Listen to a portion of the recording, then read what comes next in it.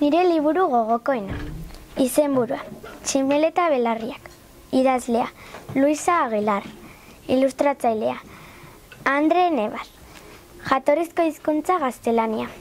Itzultzailea Fernando Rey.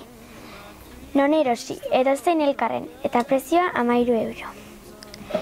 Liburu honen pertsonai nagusia Maili izeneko neskato bat da. Bere auzoko lagunek bere itxura eta bere ohiturak direla eta barre egiten dute.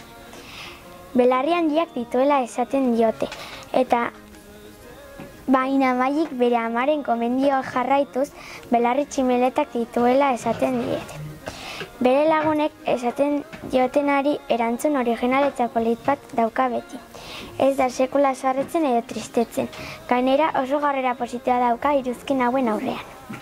Mailik liburu erabiliak irakurtzen ditu beti. Jakina, horrela milaka eskuk laztantzen dituzte.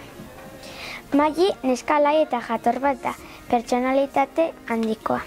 Mailiren ama oso ama ona da eta aholku oso onak ematen ditu. Mailiren azokidak 7 dira, denak bihurriak eta lotsagabeak.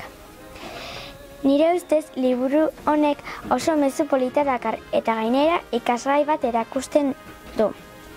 Jendeari ez iraindu bere itxura dela eta bere barnean baizik begiratu behar duzu.